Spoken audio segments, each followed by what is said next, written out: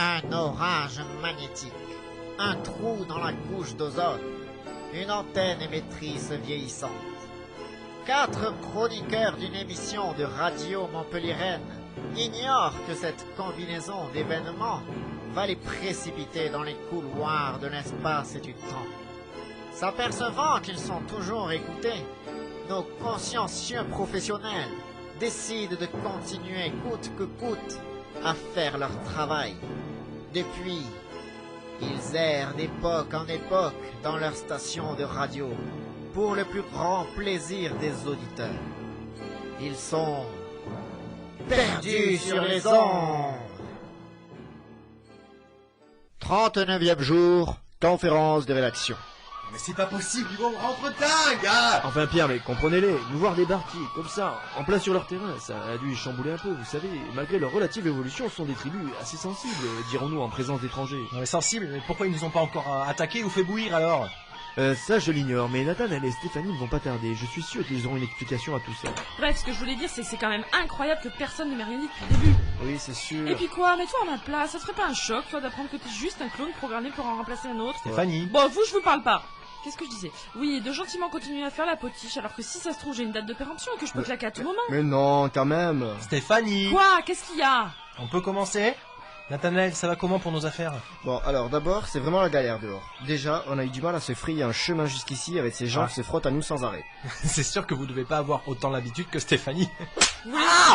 Vous voulez mon autre main dans la figure, le chat? Eh, mais je plaisantais, moi. Mais en plus, figurez-vous que ces espèces d'incas, ils ont repeint tout le studio en rouge et jaune et qu'ils dansent autour depuis des heures. Oui, je les regarde faire depuis un bon quart d'heure par la fenêtre, c'est pittoresque. Et du coup, la bonne nouvelle, c'est que quand on leur a fait comprendre qu'on avait faim, ils nous ont rapporté toute cette bouffe. Par contre, je garantis pas la fraîcheur des lézards. Ah, je ne connais rien de pire qu'un lézard pas frais. Vous avez déjà goûté ça, vous? Il y a beaucoup de choses que vous ignorez sur moi, Becha. Vous savez, je m'en porte pas plus mal, hein. Je suis pas certain de pouvoir encore avoir de l'appétit si vous commencez à nous faire le récit des rites satanogolistes pratiqués dans votre cave durant votre jeunesse. Ah, excellent, très drôle. Et donc, vous avez compris pourquoi ils font ça, d'ailleurs? Eh bien, on n'a pas pu tout comprendre, mais il semblerait étrangement que la venue d'êtres très différents d'eux dans un énorme studio en pierre descendu du ciel leur a fait penser que nous étions, disons, d'essence divine. Et donc ils nous vénèrent. Ah, intéressant. Ces sauvages attardés ont finalement compris bien plus que ce que nous imaginions. À notre façon, et grâce à ce pouvoir, nous sommes devenus un peu comme des dieux pour certains. Mais il ne faut jamais oublier qu'un grand pouvoir implique de grandes responsabilités. Nous avons le devoir de faire notre travail, coûte que coûte, vaille que vaille, même au péril de de vos vies, hein. Ouais, sympa. Oui, justement, à propos de péril, moi je dois y aller, j'ai du boulot. Ok, tout le monde à son poste. Antenne dans 5, 4, 3, 2... Chers auditeurs, bonjour, vous écoutez Radio Clapas, il est midi, et oui, je suis toujours là. Nous sommes le vendredi 7 août, moins 87, et c'est Becha et ses chroniqueurs qui vous accompagnent pendant une vingtaine de minutes pour la quotidienne. Ah, chers amis du XXIe siècle, je suis heureux de vous retrouver pour une nouvelle émission en compagnie de vos chroniqueurs favoris. Nous sommes actuellement dans le village de Pampas de Romana, en plein cœur du Pérou, en pleine civilisation Nazca. La civilisation que l'on appelle Nazca, du nom de la région dans laquelle on l'a découverte, est une culture qui a vécu du 3e siècle avant Jésus-Christ au 9e siècle de notre ère et dont le véritable nom nous est inconnu. Vous la connaissez tous sans forcément le savoir car c'est elle que l'on attribue la paternité de ces grandes figures géométriques représentant parfois des animaux, découvertes dans les grandes plaines désertiques péruviennes, et qui posent tant d'énigmes aux archéologues. Mais tout de suite, les titres.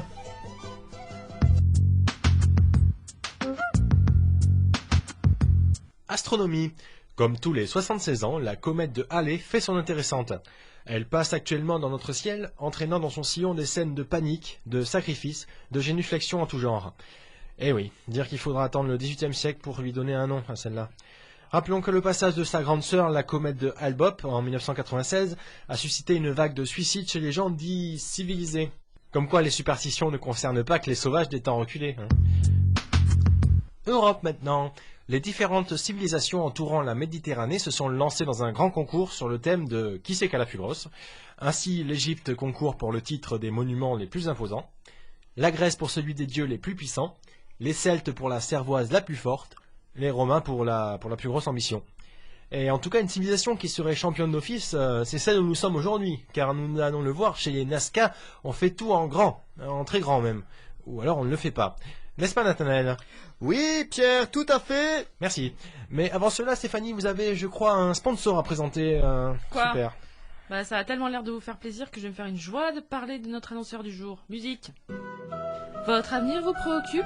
On sait que bon vivant rime avec prévoyant. Réglez une fois pour toutes le problème de vos obsèques. Alors que tant d'autres se tourmentent, se demandent si leurs volontés seront respectées et qui paiera les frais. Pour que tout se passe comme vous avez prévu, souscrivez donc une convention momification. Dans les 48 heures du décès, la convention momification de Machu Picchu Prévoyance s'occupe de toutes les étapes de l'embaumement jusqu'au sacrifice rituel, sans questionnaire médical ni lobotomie. Et vous pouvez souscrire jusqu'à 23 ans. Stéphanie, je peux finir votre café? Non. Alors n'hésitez plus, écrivez un message de 195 mètres carrés sur un sol sablonneux à Machu Picchu Prévoyance, 12 rue du Machu Picchu, Andes. Merci Stéphanie. Bon alors Nathanaël, ça va bien? Eh bien, oui, Pierre, pour illustrer cette folie de grandeur dont vous parliez tout à l'heure, j'ai retrouvé mes jeunes amis Nazca, qui se prénomment... Totlapek. Et toi? Gotloyot. Oui, donc mes amis sont en train de tracer les fameuses lignes qui demeureront durant des millénaires sur le sol péruvien. Et seront aperçues pour la première fois en 1926 par un aviateur du coin. Bon alors les gars, vous avez dessiné quoi? Ouais, bah moi je voulais dessiner une bite géante. Une bite géante comme sur mon dessin, là, regarde. Mais Gotlo, putain, Gotlo il veut pas. Mais non, je te dis, faut écrire une phrase, ça pète ça. Ouais. Non mais vous vouliez pas faire des animaux, des colibris, des araignées, des singes? Oh mais il est teubé ou quoi? Oh putain, des bestiaux là. Pourquoi pas des fleurs, tu t'en petit, tu te fous toi? lui. Vas-y, et si on marquait celui qui lit ça est un abruti, ce serait bon ça, non? Ouais, dis pas. Mais vous voulez dire que ces dessins n'ont pas un but religieux? Les scientifiques parlent généralement d'un chemin initiatique ou de messages pour vos terribles dieux. Pas du tout, ouais. Connerie ça. On te dit, au fait, ça te gênerait de surveiller un peu là autour, si notre daronne nous chope ici, elle va nous faire la misère. Ouais. Ah ouais, elle croit qu'on révise les rituels pour le sacrifice humain. Attends, vas-y, on se fait quoi alors? Tu veux l'écrire ta phrase de bouffon là? Bah ouais, vas-y, écris-la, toi, tu vois comme ça, tu vois, celui qui lit ça, c'est un abruti, tu vois. On va trop se marrer. Ouais, attends. Mais Nazca à qui représente. est-ce que cette phrase sera destinée alors? Non, écris-la, moi je sais même pas écrire, moi. Mais vas-y là, toi, c'était quoi ton idée avec les singes là? Tu me fais voir? Bah attends, tu veux pas qu'on fasse des fleurs aussi, mais ça y est. Attendez, j'ai une idée, vous pourriez peut-être faire ça pour moi. Nathanaël, qu'est-ce que vous faites? Attention à ne pas influer sur le cours des choses. Ne vous en faites pas, Pierre, je me contente de leur donner des idées. Ces jeunes gens débordent d'envie créative, ils ont juste besoin d'un petit coup de pouce de rien du tout. Mais vous ne nous apprenez rien sur le but de ces inscriptions, sur leur destinataire, sur leur mode de fabrication. Nathanaël, vous ne pouvez pas laisser une telle énigme sans réponse. Bon, alors, moi les gars, ce que je vous suggère de faire... Vas-y, dis. Pour une fois qu'il touchait au but. Bon, merci quand même, Nathanaël. Sans transition, Stéphanie, vous vouliez donc nous faire part d'incroyables révélations sur des pratiques Nazca. Oui, machin chose, en effet, il se trouve que nous sommes tombés dans le berceau d'un des marchés les plus lucratifs de notre époque. Je veux parler de la chirurgie esthétique, bien sûr. La chirurgie esthétique.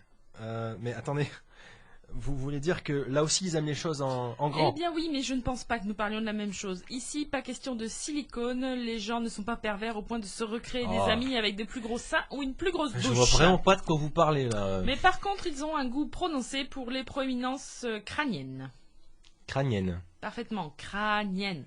Vous n'avez peut-être pas bien regardé les individus qui dansent autour de notre studio, ce qui ne m'étonne pas vu le peu de considération que vous apportez à vos semblables, mais si vous les regardez attentivement, certains d'entre eux présentent une tête quelque peu déformée. Ah mais c'est vrai? Eh bien, il s'agit là d'une mode qui serait en vogue ici, peut-être pour distinguer les nobles du commun des mortels ou se rapprocher des divinités.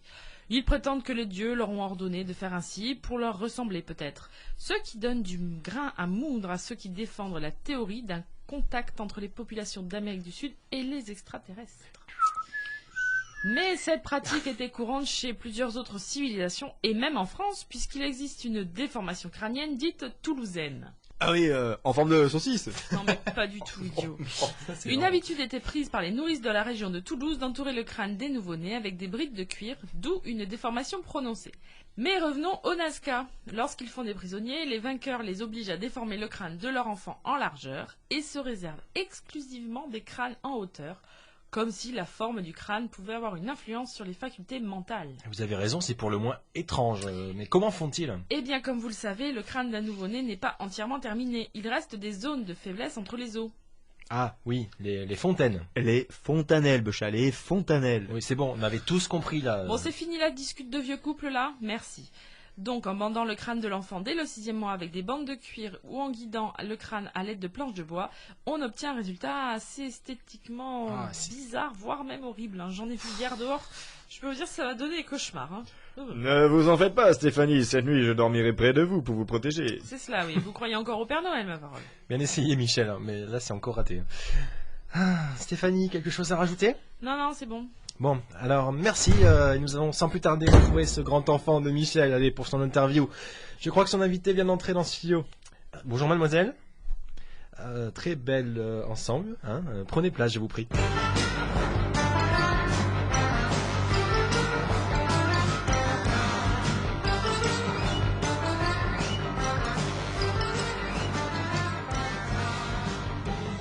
Chers auditeurs, aujourd'hui, je reçois un personnage exceptionnel. Alors que tant d'autres se soucient uniquement de leur petite personne, n'est-ce pas, Becha? Et moi aussi je vous aime, Michel. Eh bien, d'autres font preuve d'une abnégation incroyable, n'hésitant pas à se sacrifier au sens propre pour la pérennité de leur civilisation et ce qu'elle peut être la volonté de puissance supérieure. Amayad, Capricorne, bonjour. Bonjour, étranger venu des cieux étoilés dans ton chariot de pierre. De rien. Amayal, c'est une exclusivité. Dans quelques minutes, vous allez être livré en sacrifice sur l'autel préparé en ce moment par le grand prêtre Nazca. Et quelles sont vos impressions juste avant de rentrer en scène, dirais-je? Ça va, détendu. J'ai profité de mes derniers instants pour ranger quelques affaires, dire au revoir à ma famille. Justement, comment votre famille prend la chose? Ils doivent être effondrés, non? Pas du tout, ils sont très fiers, au contraire. La compétition est rude pour accéder à ce niveau, mais ils n'ont jamais, mais alors jamais douté de mes capacités. Ils m'ont toujours soutenu. Toute petite, déjà, mon père m'enterrait vivante et nue dans le jardin pendant 3 jours pour mettre ma dignité à l'épreuve. À l'âge de 8 ans, j'ai jeûné pendant 10 mois pour prouver ma valeur. Je suis d'ailleurs la seule de leurs enfants à avoir survécu. Ah oui, d'accord. C'est comment dire, c'est chouette. Être sacrifié est donc plus qu'une passion pour vous, c'est le rêve d'une vie. Absolument. J'ai résisté à tous les prétendants qui voulaient me voler ma pureté. Ah bah oui, vous êtes vierge. Évidemment, étranger venu des cieux étoilés dans ton chariot de pierre, nous ne sommes pas des sauvages. On ne va tout de même pas sacrifier des femmes consommées, les dieux ne sont pas dupes. Évidemment, évidemment. Mais parlez-nous plutôt du rituel. Comment se déroule-t-il précisément? Eh bien, c'est très simple. Hier, les femmes du village m'ont fait prendre le bain rituel au piranha. Et puis, j'ai revêtu la tenue traditionnelle. Très, très jolie d'ailleurs. Merci.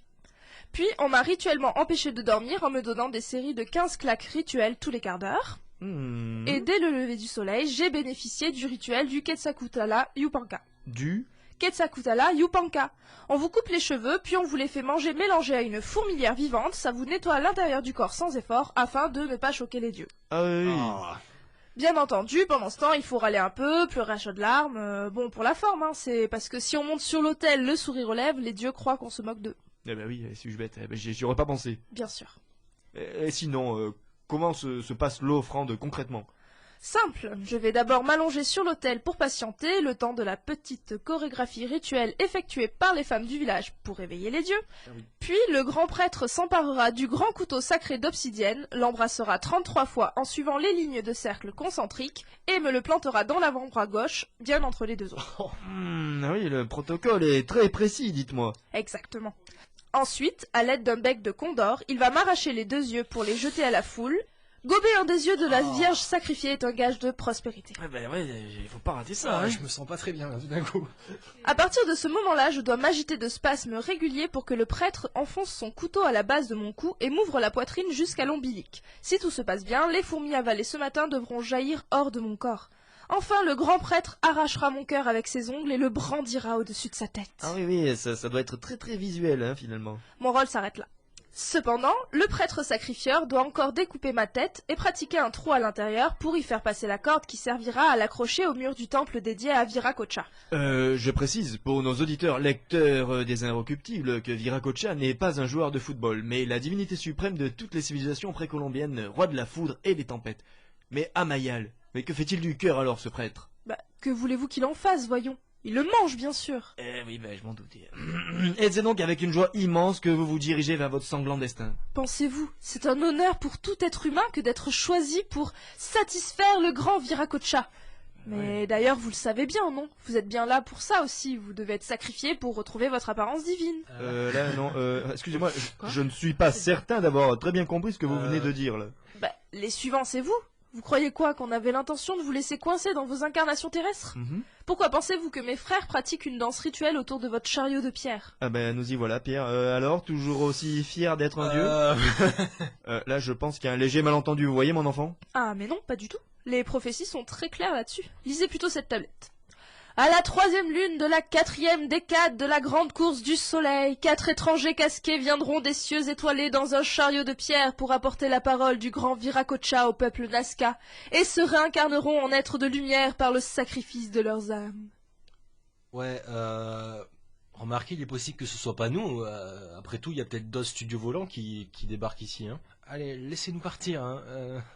Amayal Capucoatl, merci beaucoup. Je ne voudrais pas vous retarder pour votre sacrifice, hein. Bon, nous on fait nos ablutions. Oui, voilà. On vous rejoint, partez devant. Me revoilà. Mon ami, dépêchez-vous d'entrer, la dame veut sortir, dépêchez-vous. Bonjour, madame. Non, c'est pas le moment, Schlapinski. Laissez-la sortir vite, dépêchez-vous. Oh, ça va, Pierre, pour une fois qu'on rencontre des gens charmants? Fermez la porte et taisez-vous. Attelez. Bien. Eh bien, chers auditeurs, notre émission touche à sa fin. J'espère que l'on se retrouvera demain vivant. Hein. En attendant, bon après-midi. J'ai vraiment été aussi content de partir. J'espère qu'on arrivera en 2010. À vrai dire, n'importe où ailleurs qu'ici irait très bien, moi. Regardez, là, sur la montagne. Mais on dirait Michel. Ah oui. On dirait Mais laissez-moi voir. Mais oui, les lignes qu'ils ont tracées sur la montagne, en dessous de nous, là. On dirait bien que c'est vous.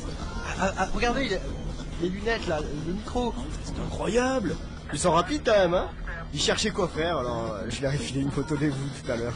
Ah bah Michel, ça y est, vous avez votre tête dans l'histoire du monde. Ouais. Alors, heureux? J'espère surtout que ça n'aura aucune incidence sur le futur. Enfin, c'est pas sérieux, là. Vous pensez donc, avec la tête qu'ils vous ont fait, les gens penseront plutôt à un extraterrestre ou un astronaute ou truc de genre, quoi. Ouais.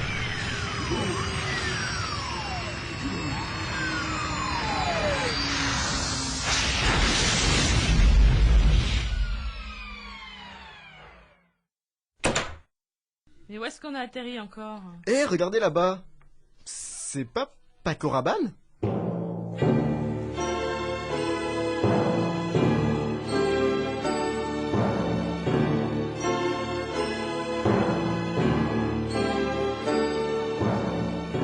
Quelles incroyables aventures attendent nos intrépides amis. Parviendront-ils un jour à rentrer chez eux? Lors d'un sacrifice humain, le matériel est-il bien stérilisé? Vous le saurez dans le prochain épisode de Perdu sur les ondes. Perdu sur les ondes.